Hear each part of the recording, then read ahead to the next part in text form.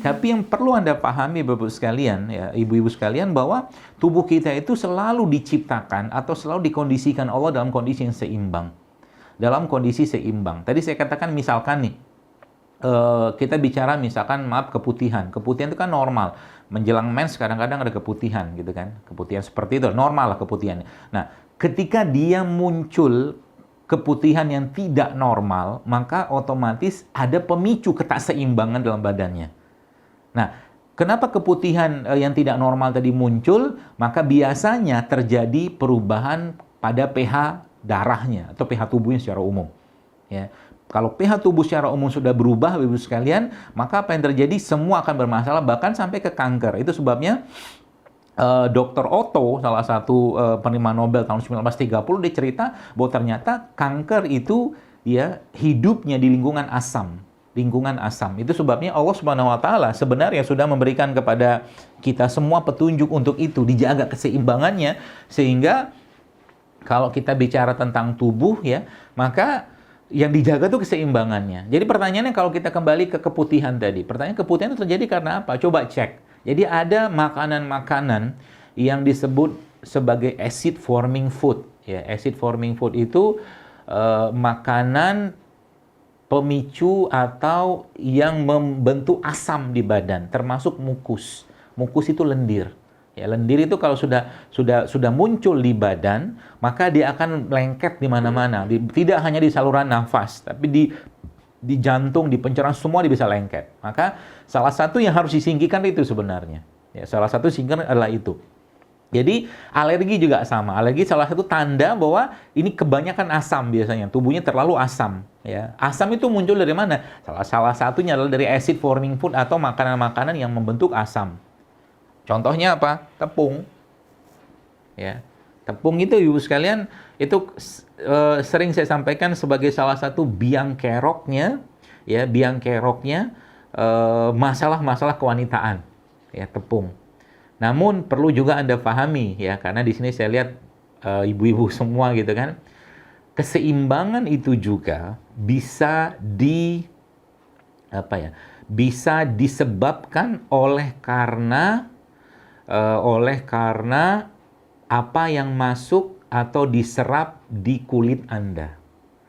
Jadi, saya bikin Anda agak sedikit kepo aja ya, penasaran. Ibu-ibu nanti coba lihat, kalau Anda yang pakai kosmetik ya, maaf ya, nanti coba lihat bahan-bahan yang ada di kosmetik itu.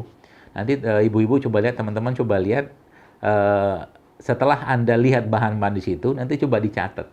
Lalu Anda masuk ke Google atau internet, lalu tulislah di Google itu, namanya endocrine disruptor. Endocrine disruptor. Endocrine disruptor itu tulisannya ENDOCRINE spasi DISRUPTOR.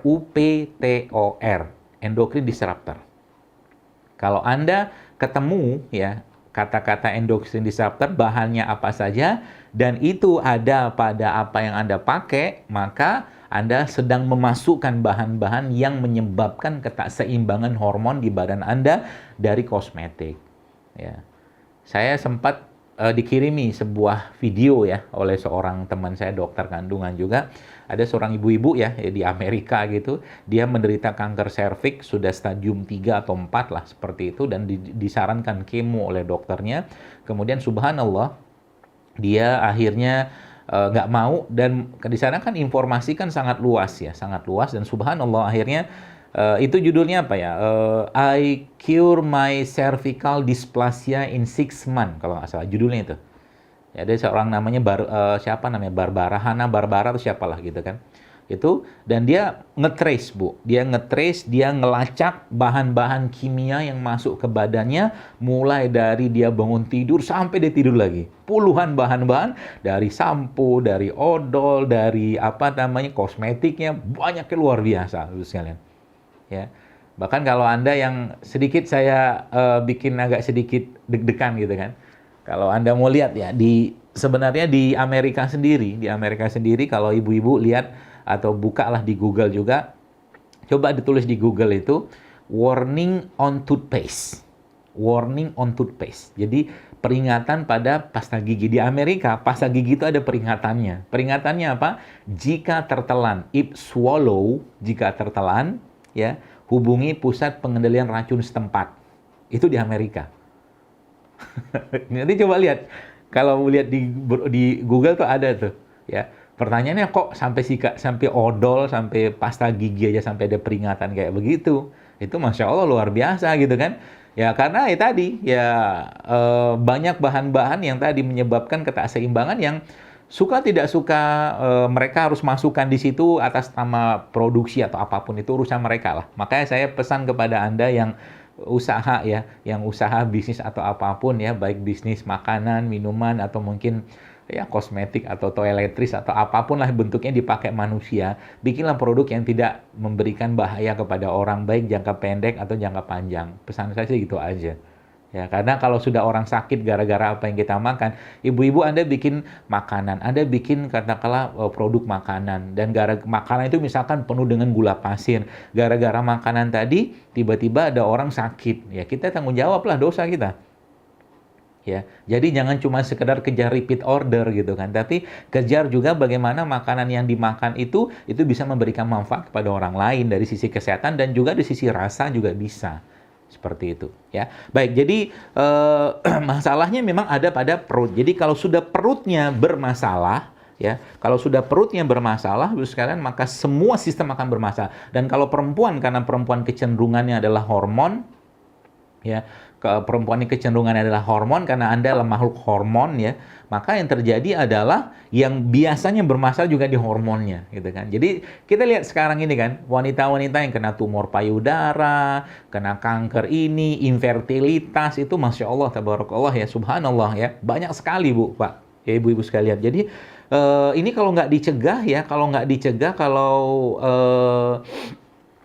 nggak diperbaiki, maka sampai generasi ke depan itu akan seperti ini terus. Baik, saya mungkin sedikit ngubek-ngubek kita berpikir tentang Anda yang mungkin sekarang sudah kelahiran 30 atau 40 tahun ya, atau 50 tahun misalkan.